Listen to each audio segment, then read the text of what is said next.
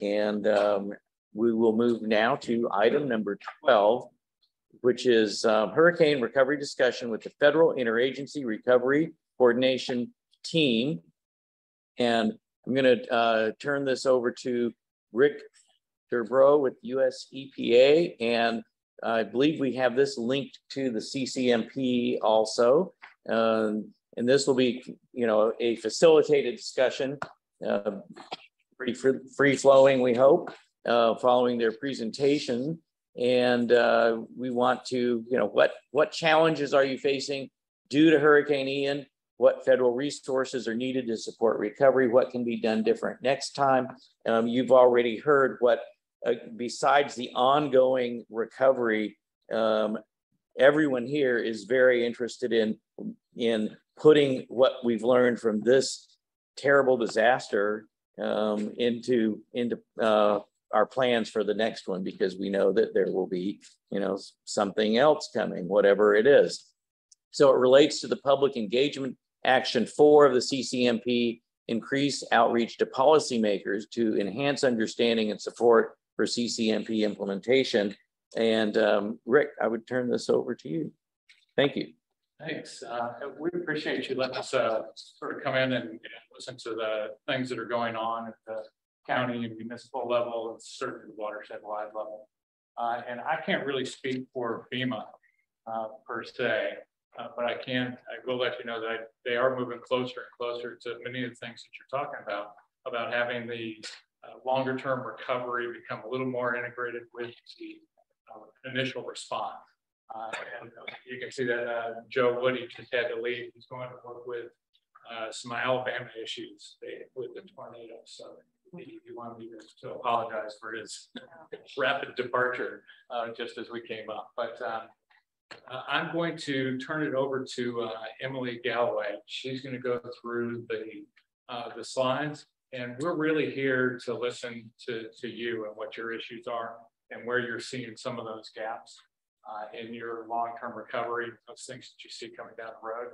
And we'll talk a little bit about some of our programs, but we really don't want to get into too much detail other than to kind of give you an overview of why the different IRC numbers are here. But I'll turn it over to Emily. Sure, thank you, Rick. Emily Galloway. I am with FEMA Interagency Recovery Coordination. You'll hear us call it IRC. Apologize for any acronyms, and please call me out if I start using too many. It's alphabet soup over here. We want to start just by, if you haven't heard of it, just letting you know that we do operate under a framework at the national level. It's the National Disaster Recovery Framework. It is where all of our RSFs, our recovery support functions, are defined. It is a publicly facing document. If you Google it, you can find it if you are so interested in reading it. But our role is to support the state, local, tribal, and territorial government in the development and pursuit of their outcomes for their recovery. It is your recovery. We are here to support you in whatever you need. We do not ever want to dictate what you should or should not do in a recovery. So just be very clear on that. Local primacy is very much a leading factor in all of this. If you can go to the next slide for me, please.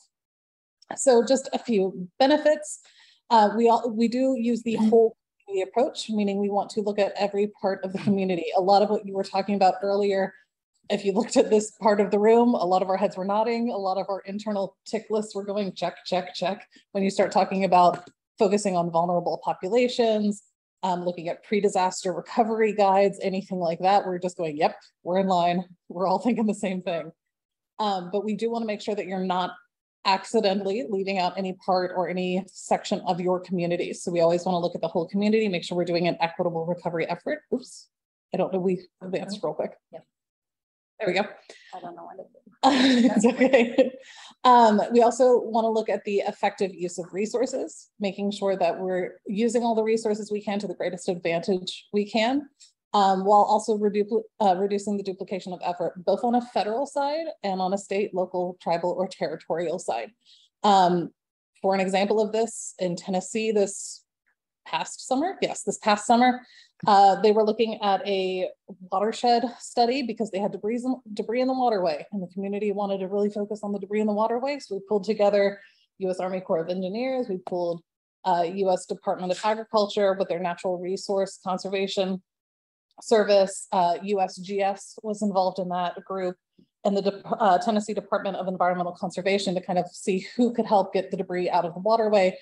And we found out that 2 of our federal resources were doing a study on the exact same watershed, looking at the exact same data set, and it was a duplication of federal funds.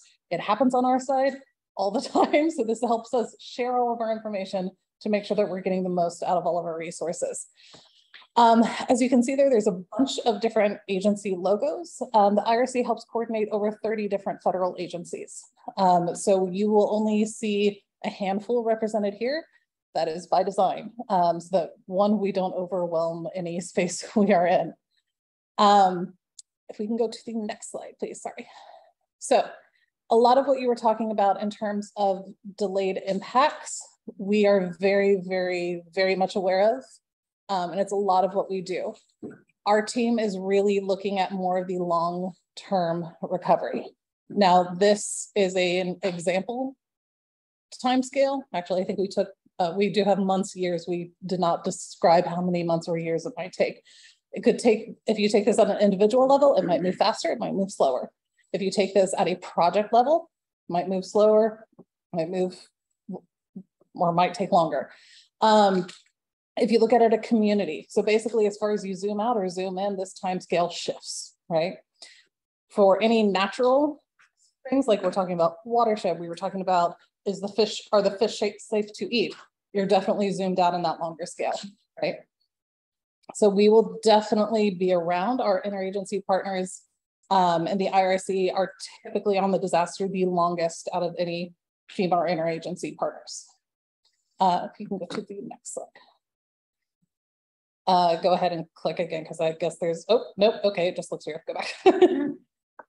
So we are here to look at the things beyond what we call our Stafford Act program areas. So Stafford Act, those program areas are the FEMA-based program areas you hear about when you hear apply for disaster assistance, apply for public assistance, apply for individual assistance. Those are our Stafford Act areas. We are looking beyond that. So if you need to, for instance, rebuild a school or something like that, but you need to move it out of a floodplain, FEMA will pay for some of that, but if you need to rebuild it at a bigger scale, FEMA will not necessarily pay for all of that. We helped find the gaps. That's the easiest way to kind of think about us, is we're finding those gaps, we're finding those missing pieces to fill in what Stafford Act cannot do. We're looking to understand, and that's why we're here today, is what your local conditions are, what you need so that we can best support you. We're always looking for opportunities for mitigation, which is why Shannon's here, to look at resilience so that, again, I love some of the language I was hearing earlier, which is when another disaster happens. That's an unfortunate reality, but it's a reality we need to face. You don't have as long of a time necessarily that would have to take to recover. You have that resilience built in, both to your relationships, when you talk about building partnerships, when you talk about education in your community. I think the biggest thing that all of us face is complacency. You know, 6 months from now, when it's nice and sunny outside, are people going to be thinking about, oh, what we went through last summer?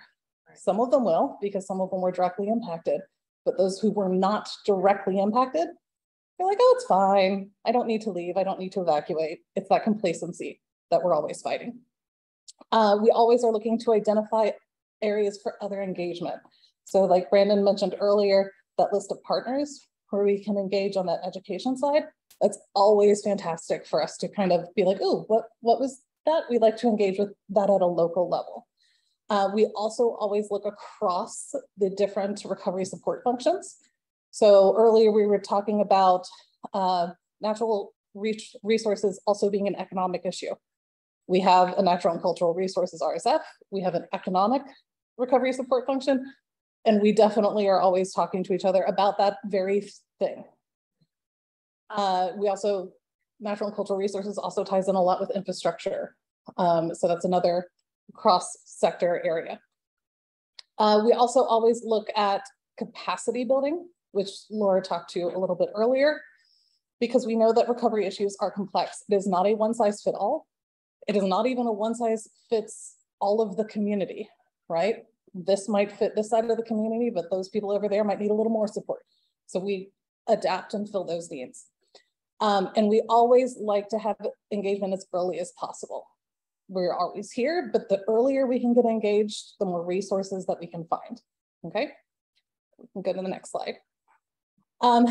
So this is the federal structure for our recovery support function. States, locals, if they would like to develop their own recovery support functions, do not necessarily have to fit into these 6. They can develop the recovery support function however works best for their area. Some have split natural and cultural resources into natural resources and cultural resources. Some have many more than this. Some have the standard 6. So the standard 6 you see there, my apologies, the slide is slightly out of date. You see at the top left, it says capacity building. That is community assistance now, which is what Laura was speaking to before. All it was a name change. None of the other parts of it has changed. We have economic recovery. We have health and social services. We have housing, infrastructure, and then natural and cultural resources. So again, we coordinate with the state, locals, tribal, territorial governments through the activation of these RSFs. If it's a smaller disaster, maybe not all of the federal RSFs are activated. Ian obviously was a much larger disaster in terms of size, scale, and scope. All of them were activated automatically. They come onto the ground with their field coordinators. When we went around the room introductions earlier, some of them said, I'm a field coordinator.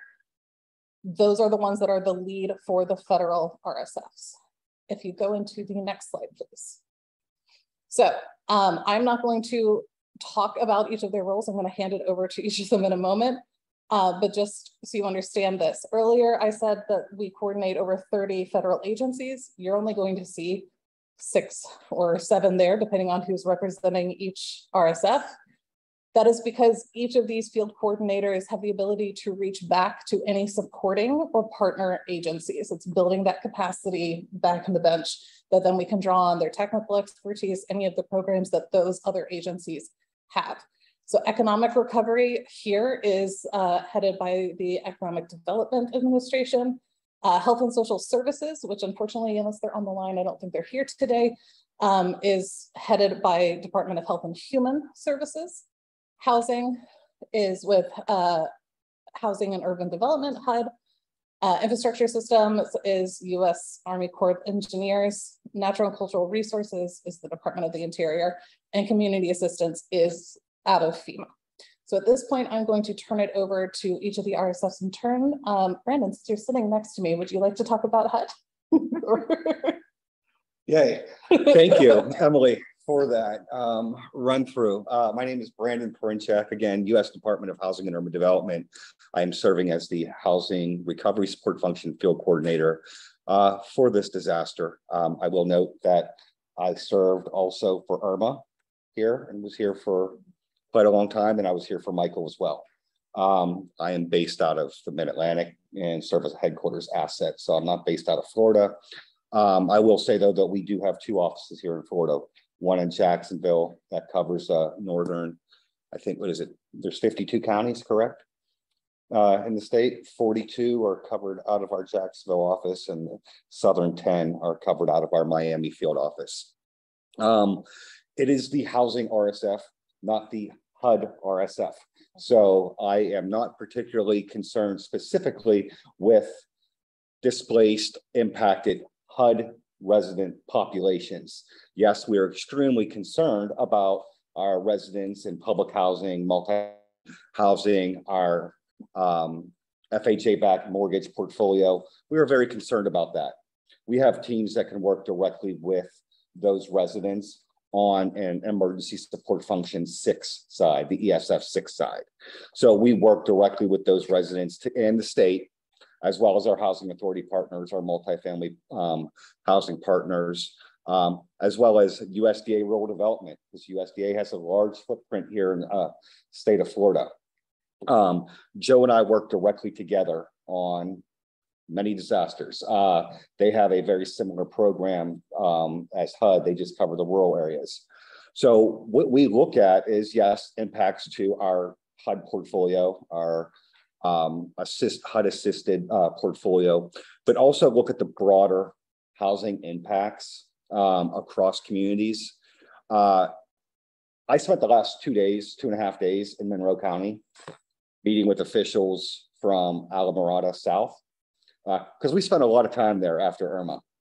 And I was down there looking at best practices, things that we had asked communities to consider post-Irma, such as fortifying structures, particularly workforce housing structures, housing for teachers, law enforcement, municipal workers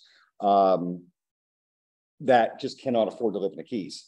So we were looking at some of the programs that we had asked them to consider post-Irma and utilizing community development block grant disaster recovery dollars to implement those programs. And to Emily's point about long-term recovery, it is very long-term. We were looking at putting, not we as in HUD, but our housing authority partners and other housing partners, housing trusts, fortifying homes. So 29 homes, brand new homes, not site built, but 200-mile-an-hour wind resistant, elevated 6 feet above base flood elevation. Some of them are going to be accessible. They're sitting on the ground right now, 5 years post-Irma. They're not up on the stilts yet. It takes a long time. I was down there to look and see, what are the obstacles to this? There's so many old communities in coastal areas that are continually impacted. What happens when that storm surge washes through those communities? It impacts your coastal wetlands, right? Because all that debris goes right back into your coastal wetlands. So what are we doing to minimize damages to properties in these coastal wetlands, coastal areas, also to prevent damage to your the areas that you're looking at as well? So that's the holistic approach to what we do. We work directly with the state. We don't do anything without the state, and the state's disaster housing recovery coordinator, our folks at DEO, Department of Economic Opportunity, Department of Emergency Management, as well as all of my federal colleagues here who we've all served together on a lot of disasters down here and have come to understand the state. So we're here to serve. If you have any questions, I know housing isn't specific to what you look at, but it is totally connected because everything is connected to housing in one way, shape, or form. Thanks, Brandon. Milton, would you like to go for economic hours? Most certainly will. And good morning, everyone, and thanks for having us and allowing us to be a part of your meeting today. I am with the U.S. Department of Commerce, the Economic Development Administration, one of viewers within the Department of Commerce. EDA serves as the coordinating agency for the economic recovery support function, and on behalf of the Department of Commerce. In that capacity, EDA provides leadership, coordination, and oversight for primary and support for agencies, all of which share a role in the provisions of grants, loans, training, and other forms of assistance to support economic recovery efforts in disaster impacted communities and regions. What is recovery? Recovery is the ability to return economies and businesses activities, including agriculture, to a state of health and development, and develop new economic opportunities that result in a sustainable and economic recovery. The economic recovery support function integrates the expertise of the federal government to help local, regional, and that's probably the state, tribal, and territorial insular area of government, and the private sector. Sustain and or rebuild businesses and employment and develop economic opportunities that result in sustainable, economically residual communities after an incident. We talked about the National Disaster Recovery Framework structure. The department, as I said earlier, the Department of Commerce is coordinating agency for the econ recovery support function. We have primary agencies, which was spoken of earlier, as part of that larger family of support that comes when RSF is activated. Within the econ, our primary agencies are the SBA, Small Business Administration, the Department of Agriculture and all of its agencies, the Department of Homeland Security, that's a broad array of support agencies, the Department of Labor, as well as the Department of Treasury. Some of our supporting organizations include Corporation for National and Community Services, Delta Regional Authority, Department of Health and Human Services, Department of Housing and Urban Development, Department of the Interior, Environmental Protection Agency, the General Service Administration, as well as the Department of State. Our objectives are serve as vehicle for enhancing federal interagency coordination, information sharing, communication, and collaboration in both pre and post-disaster timeframes. Supporting capacities of local, state and tribal and territorial governments, nonprofits, and provide private sector produce a multi-dimensional strategy capacity of supporting economic recovery and enhance community resilience. So we kind of work hand in hand with a broad array of aspects, taking that whole community approach as we stated earlier. And as you can see, we bring forth a huge capacity depending on what the needs are in recovery efforts. I'll stop here. Thanks, Will. Do we want to ask, Nancy, did you want to add anything on that? I do. So I'm Nancy Young. I'm a recovery coordination specialist with the Small Business Administration. We're here supporting FEMA and the state's long-term recovery efforts. And we want to leverage cross-agency resources to troubleshoot the persistent economic recovery challenges. So SBA has historically played a substantive role in doing disaster loans for homeowners, businesses, nonprofits, renters. So to date, today we've done 1.45 billion in disaster loans. Now we're here, we want to hear from community stakeholders about business recovery issues, needs, or barriers that are beyond the SBA disaster loan program. So we can develop a strategy to support the recovery and sustainable resilience to future disasters. So some examples of that would be, we would be utilizing our SBDCs, our SCORE chapters, our Veterans Business Outreach Centers, our Women's Business Centers. And with that, we can introduce them to other ways to get capital, contracting opportunities. They can receive targeted technical assistance to particular business communities or industries, such as underserved communities, or providing technical assistance to tourism when it comes time to remarketing that you are open. We want to help them adapt to the post-disaster conditions by maybe pivoting their business model and finding something else to do while the economy comes roaring back in Florida, as it will. So in coordination with the other federal agencies, the IRC will work diligently to connect you with available resources. So please just communicate to us what stands in the way of your recovery, and we want to help. And I thank you for inviting us here today. Thank you. Rick, I'm going to come back to you because I'm going to talk about advisors after we get through the RSFs. So Dave, do you want to go? Sure. So, so I'll be tying Rick here too. So I'm Dave Apple. I'm with the U.S. Army Corps of Engineers. I'm out of headquarters. I'm a senior civil planner up there for emergency management. Although I am a Florida boy.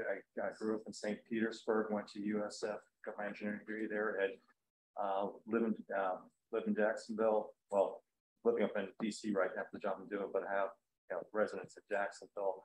And I had worked in the Corps office there doing Everglades restoration. So I'm very familiar with all aspects of the state. And like Brandon, he and I are buddies, having worked, Irma, Michael, and now Ian as well. So the infrastructure mission is very unique because unlike the other missions, we kind of cross over and cover a lot of different areas.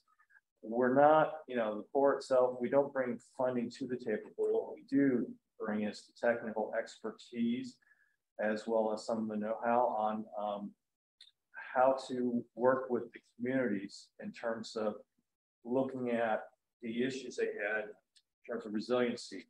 And when we talk about infrastructure systems, you think about right away is, you know, water, wastewater treatment, communications, power, roadways. And we work with a lot of communities afterwards, because we found that with these disasters, a lot of communities are still recovering. They're still trying to figure out what their needs are. And what we've been able to do is to go in and sit down with them and start discussing. Say, for an example, you got a wastewater treatment plant that got flooded. Well, what happened? You know, what were the issues? What were some of the problems? And help them to figure out what those gaps are where they need the coverage. One of the other things that we are doing too, as well as under the infrastructure mission, is we're looking at beaches and beach restoration. Some of the damages that occurred out there, especially with Hurricane Nicole. And we're also looking at flooding and stormwater issues as well. To give you an example, again, I think this is a good one. I work with my partner here, Rick DeBow, who's the EPA coordinator. We worked together with Mexico Beach after Michael hit.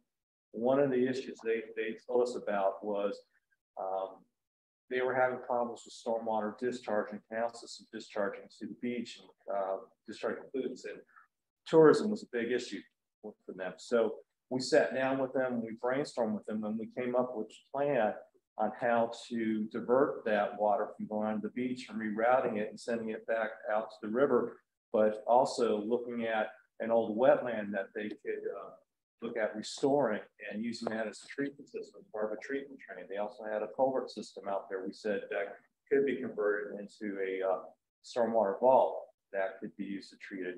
And then Rick worked with them in terms of, you know, not only funding, but also the ideas of using nature-based resources to restore the areas and stuff. So as I said, infrastructure is very unique, is because we cross a whole bunch of different areas. We work with the different RSF to help to identify, you know, where there's needs, where there's gaps, where some of the other RSFs could provide funding as well. We also provide technical know-how.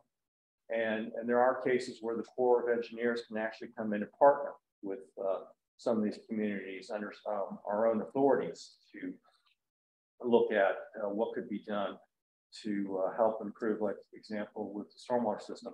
And of course, the Corps is, you know, in addition to the recovery, we're also with the response too. So, you know, it's for doing the blue roof mission, for doing the housing mission, for doing the debris mission, for doing the temporary power mission. We're also doing repairs to wastewater and water treatment plants, emergency repairs. So the Corps does play a very big active role in this, both on the response and the recovery. And, you know, one of the things that, you know, as the infrastructure bill coordinator, I like to do is just really, I call it kitchen table talks, or sit down with the counties or with the cities and just listen. And that's what I'm going to do here today, is listen and say, okay, what happened? What is it you need? And how can we help you? And help you identifying the gaps and then coming up with a solution to how to move forward. And with that, I'm going to turn this session over to my buddy Rick DeBow, talk about how we've worked on a couple of things together and what EPA. Yeah, so EPA, we have a number of programs. Our Environmental Justice Small Grants program is just now coming out. There might be an opportunity there for government nonprofit partnership. So look at, for instance, I talked to Jennifer earlier about potential for bringing septic system online to public. So there might be an opportunity for playing a leadership role from CHNP perspective in helping some of the individuals on the landscape to be able to access those kinds of resources. So our environmental justice program, we also have our brownfields program.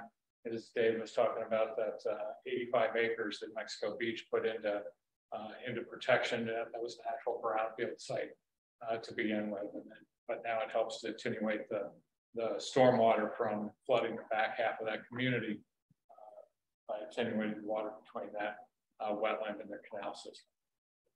So that's another kind of opportunity. And all this resulted from sitting down and talking with the municipality about what their issues were. Yeah, they mentioned brownfield. So as we sort of hear the different opportunities, we just think back to our programs on how those can be leveraged across the federal agencies. So in that particular project, the Park Service, for instance, identified some wayfinding signage and some of the links and vegetation that could be planted. So the other program that we have probably our Urban Waters Small Grants program that's coming out. And then, most all our programs are really geared towards smart growth principles, mixed land use, compact building design, range of different housing options, trying to make communities walkable or bikeable, making sure that you're locking in a sense of place. That's why we do a lot of the conversation with the community. But there's really sort of 10 principles that we try to integrate into all those outreach activities that we do. So the only other thing I'll mention is that there's a huge amount of resources coming out in regards from Bill, the Bipartisan Infrastructure Law, and the Inflation Reduction Act, and even ARPA, the America Rescue Plan Act funds that are out there. All of those are just starting to come out onto the street. So there's going to be a lot of opportunity, I think, for thinking about how, for instance, NEP or nonprofits can work with government agencies to leverage those resources on the ground. So I look forward to talking to you. One other thing that I'd like to also mention too, when we talk about the infrastructure system, everybody always thinks about the hardware, but they forget about the software. And that's one of the things that we do look at too in this program with CISRA, is because we found that sometimes some of the wastewater treatment plants or water treatment plants had issues with their software systems. And that's something that we can also help with as well, or with the communication systems like the 911 we saw under Hurricane Irma down in Henry County. Their 911, the roof got blown off the building. So they lost their 911 communications, which resulted in a lot of misdirection because some of the surrounding communities had to take up their systems, and they couldn't direct people or direct emergency responders because they didn't know the area. So that's one of the other things that we also work as well. So consider that too, if there are areas where you need help, and know, such as with the software as well as the hardware. So that may be something we can also help with as well. Thanks, Dave. So in the interest of time, I'm going to skip over Shannon briefly to get to the other RSFs. Laura, I think you're covering USDA and community assistance since Joe had to run. Yeah, Joe wanted me to read out. I can't do it in his accent, so I apologize. So he wanted to make sure you guys understood that USDA's rural development has programming for private well issues, and he's going to send out information to this group, so you have that information. Also, the Natural Resource Conservative Service, Conservation Service, not conservative, sorry. Natural Resource Conservation Service has emergency watershed protection programs where they are utilized for debris issues and non-navigable waterways. And he will also send out updates on what they're working with at this time for this event. So those are two programs. USDA has a broad swath of programs, but those are the two that are most applicable to, I think, the conversation in this room. I already kind of spoke a little bit about CA. I don't want to take up too much more of your time. Most of where I work is at local government level. I work with the different departments in local government to help them in recovery planning. We do have some trainings coming up, and those are actually being promoted out right now, the different departments of emergency management. And I know I'm working with EDA to do some other federal interagency resource exchange events to kind of promote all the different programs that are out there that can assist communities in their recovery. And I can talk to you offline if you have any more questions for community assistance focus. That's all. Thank you, Laura. We also should have on the line for natural and cultural resources. So Dan, if you want to give me like your 2-minute pitch on natural and cultural resources. Great, thank you. So Dan McGoldrick with the Department of Interior on the Natural and Cultural Resource RSF. As the name might imply, natural and cultural resources is a very kind of broad, far-reaching topic areas. And as my other IRC members already mentioned, there's a lot of cross-cutting efforts. As I think David mentioned from the Corps, some of the crossover with between DOI and the Corps and EPA, particularly with the National Park Service. So like the Corps mentioned, we do bring expertise through our other sister bureaus. I think my colleague Kyla introduced herself from NOAA, introduced herself earlier, and I think NOAA is going to be a big partner in our future efforts, and so they bring expertise and in areas like marine debris, sustainable fisheries, coastal habitat restoration, climate risk informed coastal planning. There's of course, the U.S. Fish and Wildlife Service, National Park Service. Obviously, tourism is a big part of the Florida finances, and brings a lot of people down. So it's not just national parks, but they can aid in rebuilding community parks and provide technical services for that. There's we already worked through the Park Service in conjunction with EPA on prior hurricanes. There's the U.S. Geological Survey, USGS, and during Dr. Medina's talk earlier today, he was talking about his presentation and the dashboard, and I think USGS has a dashboard that I think might have some synergy in the work that he's doing with that. And underserved communities were often mentioned, and as an important part of all federal programs, and we do have the Bureau of Indian Affairs that can play a role in that. And then there's their cultural aspects. So there's natural, and then there is cultural. And then for cultural, we have the Heritage Emergency National Task Force, and in conjunction with the Smithsonian Institute, the National Endowment of Arts and National Endowment of Humanities are very important in helping bringing back community artistic, cultural aspects of communities, which is really important, I think, into re-anchoring disrupted communities. There's the Library of Congress and National Archive records that can play roles in preserving and archiving historic records and things like that, that again are important to preserving continuity and cultural continuity in communities. So I think that was under my my 2-minute allocation, I hope. So any questions, please let me know. Thanks, Dan. The IRC also brings on a number of advisors. They can expand and contract given the needs of the mission. We have we have 3 in the room actually right now. We have Beth over there in the corner. She's our public assistant advisor. I don't know if you want to briefly discuss what you're here for. But. Well, I take opportunities from the public assistance group where there are gaps in funding. Emily gave me an example earlier. They want a larger school. School was demolished, and so they want a larger school. PA will pay the print of what was there before, at square footage, et cetera, that function. And so that gap there is one of the things that I will bring to the IRC. There's also technical needs, et cetera, that I bring to the IRC as well. And we brainstorm to see how we can best help these communities. Thanks, Beth. Rick spoke earlier about his role as a sustainment advisor. So Shannon, do you want to talk about mitigation advisor? Sure, I'll try to be quick. Mitigation reduces the loss of life and property by minimizing the impact of disasters. So it can be an action, it can be projects, it can be land use actions, it can be all sorts of different things. It doesn't just have to be a project.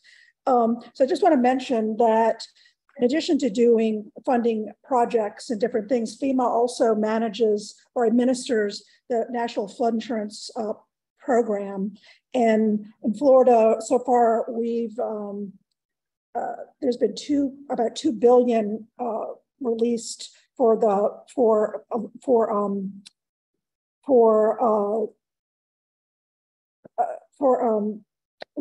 losses, but for people for claims. 2 billion in claims. Like about, I think right before the holidays, it was 1 billion. So now it's 2 billion people who have filed claims, and that has been released to homeowners. So that's quite a bit. So a lot of people have flood insurance, and that's really good news. And we definitely want that to continue. In addition to the National Flood Insurance Program, the community rating system is also administered by FEMA.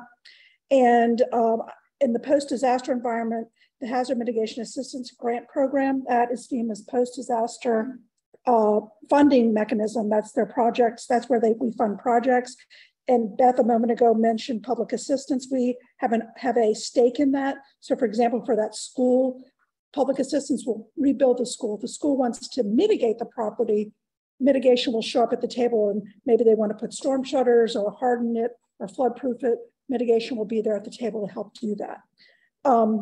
Now, Florida has a very advanced state. They are considered what's called a PAST state. It's called Program Administered by States. That means FEMA has a very hands-off approach. Florida is an example of what we want states to do. We know what Florida's doing, but Florida manages its own programs unlike most other states. So FEMA has a very hands-off approach. We almost don't know what Florida's doing. We are just figuring out what their goals are, how they plan to spend their money. So Florida has what's called, you all may already know about them, LMS groups at the regional level. There are, I think, 3 of them in regions, and they're the ones that work with local governments on their hazard mitigation plans and help them identify what hazard mitigation projects they're going to implement. Right now, they're identifying what projects are we going to do after this disaster. So they're working with their local communities to identify those projects. And they also work with Silver Jackets, and I know that Army Corps of Engineers is involved with that. And one thing that David mentioned is consistency amongst plans. So FEMA requires a hazard mitigation plans as a condition of grants. And that includes, so every community, in order to get a grant, has to have a hazard mitigation plan. So as you know, community has many, many different plans. And so the idea is to have the plans kind of match each other and integrate with one another. And that includes a regional plan, you know, like the 30-year regional transportation plan or the 5-year TIP plan, the transportation improvement plan. So all the different network of local plans, regional plans, they should talk to one another and not interfere with one another. So that's kind of really to think about that. None of these, they should all talk to one another. So that's kind of the basis of the mitigation program, the mitigation plan. And so just wanted to mention kind of those programs. And the idea is when projects are implemented, that they are reduce long-term risk. That's it. So. While we're speaking of plans, and it's a great opportunity for me to chime in, EDA and the Department of Commerce have what we call a comprehensive economic development strategy, and they're really helped develop through the use of the regional planning councils with the state or economic development district. And so plan alignment is really critical with what we're looking at, right? The alignment of the SADS and the hazard mitigation planning and working to build resiliency and hardening those infrastructures and making the development of infrastructure projects that EDA may find for whatever reason, whether it be infrastructure, whether it be technical support, array of our toolbox, makes those that more effective. So I wanted to. Well, and Florida has a very strong state enabling legislation, and their plans have the force of law. Mm-hmm. So there's a required local planning. So that's really important. And so that's really important to think about as these projects are identified, and we work with these communities. I'm going to jump in. This has been excellent in giving everybody an overview on where you each have respective roles and responsibilities in the recovery effort. I know you traveled a long way to hear input too, so I want to make sure that we have some time for that. We have been hearing wonderful input all throughout this meeting, but we wanted to give both members online and in the room an opportunity to add any additional thoughts based on what you've heard on how you think the federal government could further support your recovery efforts. Big question. So, you know, you can raise your hand both online. If you're online, feel free to use the raise hand or put in chat or whatever is easiest to you to indicate that you would like to be called on. And those in the room as well, just feel free to raise your hand and let us know if you have some comments. And it sounds like we already do. I'll take the first crack at it. Mindy mentioned earlier that you know, we're very concerned about the natural infrastructure that's around us. We were very lucky in the coast of Florida to have significant acreages of mangroves, much less significant acreages of oyster reefs, and then all of the beaches. They're significantly damaged. Mangroves, you know, they're adapted to hurricanes. They'll probably be okay. But we've kind of messed with the hydrology up in many cases. So I think there's some significant intervention and restoration opportunities, especially with regards to hydrology, mangroves, and oyster reefs. The issue that we've faced in trying to get some of these projects going is that we have a wonderful endangered species, the small-toothed sawfish, and we don't know what the hurricane has done to the small-toothed sawfish populations, but we do know that it's a significant hurdle for us to be able to do projects for public benefit on natural infrastructure. So I'm not asking anyone to deregulate or anything. I just want you to be aware that restoration projects, especially large-scale ones, are really difficult because of the need for consultation through NIPS. Great. Yeah, I just want to say one thing. So the governor is set, and Dave's taken the lead on this coastal resiliency project, and that's looking at the entire coast and trying to make it more nature-based or what types of different opportunities there are to support that long-term resiliency. And so identifying from, especially from the coastal and intercoastal communities, what those priorities are and what you think about the hydrology from the inland side. We did hear a lot from Dwayne at the Indian River Lagoon. He attended the first summit about the importance of the inland hydrology and how that ties not only to the estuary and the shoreline. So hearing those kinds of things firsthand from you on what those priorities are will help us to be able to take that back and think about how from multiple federal agencies we might be able to support that kind of work. Thank you. We have Roland Ottolini from Lee County online, ready with a comment.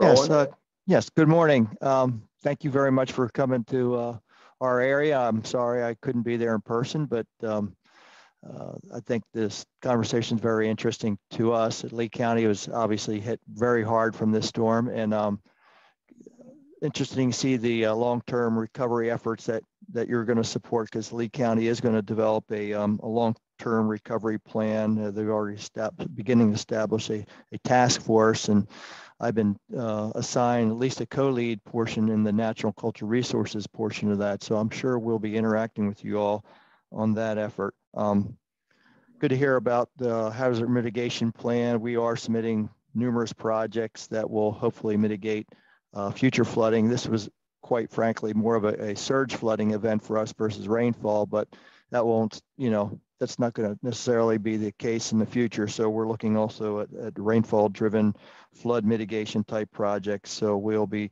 working hand in hand with that. Some of the unmet needs we have, and you've mentioned a lot of them, obviously I'm not as intimately familiar with, but also, the housing situation, economic recovery. But one of those big concerns we have now is the debris removal. Early on, a lot of the focus, and has been for the public, was the debris in their front yard or in their house going out to the curb and getting that removed. But as people become more aware of their surroundings, they're getting out on the water, they're looking in their backyard and seeing trees down in the waterways, and it's really become a more of an awareness. Now they're starting to boat, they're seeing debris on waterways, and I understand the state's got signed contractors for the navigable waters, titled debris like vessels and RVs or what have you that are in vehicles that are in water, but also non-titled work. But right now we're in a big impasse for the upland waterways, the creeks and streams and canals and ditches that are maintained. And we were initially under the impression that these were going to be FEMA reimbursed, and they have told us that, well, you need to explore other funding opportunities first, which is either through the Corps or NRCS. And we've approached NRCS, and they came out, they did an inspection this week with us, and they said, yeah, sure, these are eligible, but there's no funding. And so they're going to have to, I guess, get a congressional ad or some sort of appropriation to fund our work. In the meantime, we're kind of an impasse because we can't really afford the multiple millions of dollars to do our own cleanup without the ability to get reimbursed in some fashion. So we've got this gap in time. And as we approach closer and closer to our rainy season, we have a lot of potential issues out there in the field. And so I don't know if you know of any way to bridge that gap somehow. Sounds like a very good topic for some follow-up conversation. And hopefully, Rick, you can provide Jennifer the list and contact information, and she can send it out to everybody. You probably hear this a lot, yeah, you're from the federal government and you're here to help. And I think that this group are the people who want to take advantage of that help, and they appreciate you being here very much. We all do. Well, I'm going to take all the comments, including Roland's, and put them into a response document and send that to Rick. And so the IRC can prepare written comments, and then we'll recirculate those to the whole management committee. I don't know if there's any immediate response, but I'm happy to do that to give you time to coordinate and get your written response to us if that works for you. That's perfect. And if people have comments beyond this meeting and they want to funnel them through you to come to us, also completely fine. Great. I want to echo Roland's comments. So Sarasota County, very similarly, we have massive stormwater blowouts and debris in our waterways. And it's sitting with NRCS with no funding, waiting for some sort of funding maybe at some point. Meanwhile, we have private property that is in jeopardy of being lost. So breaking the logjam of the red tape that all too well is a challenge after these things. I remember after Charlie coming in and thinking, well, the Army Corps of Engineers can just come in and scrape these properties and they can start rebuilding. And, it doesn't work that way. Big iron, doesn't move often. At any rate, thank you again. And it sounds like there will be lots of further conversations. Any other, yes, a couple more member comments. Harry. Callie. Oh, sorry. Yeah, go ahead. So coming from kind of a fisheries perspective and thinking about, the small business stuff and some of the economic recovery, we've worked with the governor's office, and there is currently a request for federal fisheries disaster funding. That's of course going through the long process with NOAA. But as we saw with Irma and Michael and Sally, a lot of those funding opportunities, if they're approved and the disaster is declared, is not available to like the commercial and for hire fishermen until a year or more later. And so some of the questions that we often get asked that they come to FWC first is, well, I need short-term assistance. And so we generally, or in my experience personally, have directed them to the small business loan program, but I don't know if it's a unique business model, but maybe a different business model, and that commercial and charter captains they don't have a consistent stream of income. And so I think the concerns that I hear is, well, how would I pay those back? And forgive me that I don't intimately know about the FEMA loan program and any repayment strategy, but some of the barriers to that, and that I see their hesitancy in applying for some of that short-term immediate assistance is not being able to repay in whatever schedule FEMA may have, because their income is, you know, based on season and tourism season or the season that the fishery is open. And so I think there's not necessarily a doubt that they can pay back those funds eventually, but whatever timeline, I think that's the concern. And so oftentimes they're left with no short-term financial assistance to give them that little boost to get back on their feet in the first place. And of course, whatever economic assistance comes after the fact is beneficial, but that's, you know, years down the line when it's useful, but they need that immediate kind of influx to get back on their feet. So I think even if it's just more resources available to educate them about what's, you know, what kind of opportunities they have and if there's some flexibility there. So their first and best resource is to come to the Small Business Administration. They are, by the Stafford Act, directed to do disaster loans to businesses, nonprofits, homeowners, renters, small agricultural cooperatives, and businesses in aquaculture. These loans are up to 30-year repayment at very low rates. That is their best option. And the sooner they get there, the better, because the deadline was yesterday. There is likely a grace period. It is not too late, but that is the best option. We do seasonal businesses all the time. The loan officers know how to average that out, calculate whether they'll be able to afford to make that repayment. They should not disqualify themselves. They should just apply. We will know whether they can afford to do it, because we have to be prudent with taxpayer dollars. So if there's a way to squeak out that small payment over a 30-year period, they're likely going to get the loan. So they shouldn't cancel themselves out. They should go for it, ask for the sun, and they might get the moon. Great. But by not That's applying, they won't have anything. good, helpful response. Ernesto, okay, Holly. And then I think we probably should, you know, we haven't heard from the BLM, so I don't know if the Department of the Interior has anything to add, but Holly? Sure, thank you. I have just a couple of things.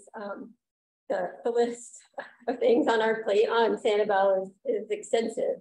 And just, I know all of the communities in Southwest Florida were impacted by this storm, but certainly the Barrier Islands, Sanibel, Captiva, Fort Myers Beach, really took, as they should, and as expected, took the brunt of the storm impacts. And so we had 98% of our structures have been damaged in some degree or fashion.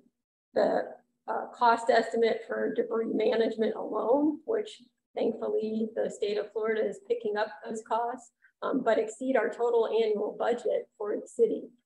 So there are significant financial challenges, environmental challenges, and we touch on every aspect that you guys have talked about. So my first and most basic question is, how does a local government interact with the IRC? And I have a few other comments before I'll let somebody answer them. In terms of natural resources, which is my department, and to add on to what Eric said a little bit about the beaches and impacts to our beaches. Again, we've been through other storms, but we have never had impacts to the beaches like what we've seen through Ian. The ebb, surge, tidal flow found a path of least resistance that was through a beach access or walkover for almost every resort or residential property for at least 2/3 of the island. And those have created tremendous scours, and those areas are still filled with water that may be replenishing on tidal cycles or is just sitting there stagnant, not to mention losses of sand. And one of the things I think we've learned as we've tried to look for what the process will be to restore those beaches and who's going to be involved. From what we've seen so far with FEMA and even at the state level, it seems like most of those dollars are directed towards engineered beaches. And one of the things, I think there are a couple of things that make Sanibel unique, and or it may be slightly different than a lot of the beaches in the area, which is that we do maintain natural beaches. They're not typically renourished, and we don't rake and all those sorts of things. And so it seems like that puts us into a different category that's much less common than those beaches that have sort of known footprints and are able to go through a core process or a FEMA process to replace sand. And to that regard too, I think just in terms of coordination, I think there's going to be a massive need for beach renourishment throughout the region. And are there opportunities that can be coordinated, or is it every beach for themselves and figure out all sort of tracking operation? One of the biggest costs of beach renourishment is the mobilization. So are there opportunities that a region-wide approach, knowing that our beaches are not only a tremendous economic driver, but also the environment that they provide as well. And one other thing I thought would be worth mentioning for Sanibel in particular, again, in terms of things that make it a little bit unique, is that the island is 2/3 conservation land. And our biggest landowner on Sanibel is the U.S. Fish and Wildlife Service, the Jan Andrew Darling National Wildlife Refuge. SCCF has about 2,000 acres. The city owns some acreage as well. But the National Wildlife Refuge system has been underfunded and understaffed for a while. And we have massive tracts of land that have been severely damaged. So for habitat restoration needs, I think immediately when we look at some of the vegetation concerns through the dry season and potential risk for wildfire, I think that's a significant concern as well. So those are just, I guess, a few of the things that are keeping me up at night as we work through the recovery process. So thank you all for being here, and look forward to having more conversations. So I'm going to give a 10-second or 15-second response. So for local governments to interact with the IRC, I tend to be CA tends to be the first one that we try to be the introductory, and then based off the conversations we have with the local governments, we try to bring in the respective RSFs that have applicable, I guess, support, or they have identified areas that they can provide. So as I mentioned earlier, we have been doing a round robin of all the different counties, and then we try to go to, and I try to do it with the state, because to her point, it is your backyard, it's the state backyard, and they're allowing us to talk to you. So I've been coordinating with the state and coordinating at the county level, and then when those municipalities also are saying they want to have a conversation with us, I coordinate with that county to speak to the local municipalities. So if there's interest for the local municipalities to speak with us, then make sure your county knows. So when we talk to them, they know to bring it to the table. Great. I would say as accessing programs that support economic development driven activities, we have a network of what we call economic development representatives. And for Florida, that would be a gentleman named Greg he's been here in the state for many, many years, and he works in concert with the regional planning councils. So that would be your starting point to access programs available to the Economic Development Administration. And into that question about small business resource gaps, I'm sure you're aware of Florida's emergency bridge loan programs. I know it has some fund available. We supported that fund a couple of years back to the tune of about 30 million or so. So that would be a source to look at as an immediate source of funding. And more to come on this initiative through the governor's office on statewide beach renourishment or replacement, or however that's going to get addressed. that we'll hear about, I'm sure, and they'll want to be part of it because they lost a lot of beach. Elizabeth, last comments. Elizabeth Wong with the City Northport. I want to echo Roland Ottolini and Amanda Boone's issues. We have exactly the same issues where we experienced severe flooding. We didn't have the storm surge, but we had 500-year flood, and lots of trees fell in our natural creek, and we need to get that out. And there are issues with funding and so forth. The other thing I do want to mention is that as we go through our system, we try to harden our system better. We, of course, if something needs replacement and it's throwing damage, we want to do a better job. And sometimes that may trigger a 404 permit. And I have to tell Mr. Army Corps, it is a nightmare trying to get through the permitting system with Army Corps. If there's anything you can do to help local municipalities on our projects, which has 404 requirements, we need help with the timing. Take that message back. I'm sure my fellow mates here would agree with me. On the 404, is it the Freeport side or is it the FEMA side? Is it through the FEMA? 404. Section 404. Okay. Clean Water Act. That's regulatory red tape. Time is of the essence. I mean, we're fortunate that we have federally endangered species in our water, but it needs to be balanced with the recovery needs of the region. And so if there is a way to, you know, work to streamline or assist with the permitting, that would make a big difference. I do have one comment on the chat I'm going to read really quickly in closing this item, which is from Cherry Jokum.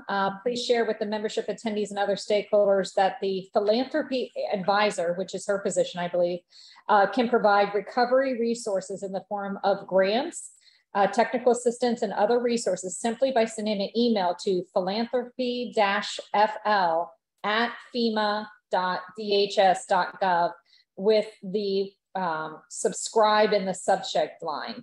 I'll be happy to send you information on FEMA's Max Tracks Disaster Recovery Resource Library that also provides access to the public to research resources. So that was in relation to something I believe that was brought up earlier about need for further taking advantage of this as a learning opportunity to do research about what the after effects were and that sort of thing. So I will just say, like, again, we are here at this HEP here to serve all of you. So what we're going to do is take all the feedback we've received today, roll it up into a comment response document that we're going to send to the IRC. They're going to be able to input all of their thoughts and resources and links into that document, and then we'll blast it back out to all of you. And we'll put in contact information to whatever they provide us for each of them. And you'll be able to reach out to them directly from that point forward as well. So just, you know, let us know how we can help you, but we want to continue this conversation because you can see there's a lot of resources from the federal government there that can help assist. Again, yes. Thank you for being here, for listening and telling us what you can do, and for the follow-up work that is likely to come out of this. It's long term. That's why we're here. That's why we're here. Thanks again.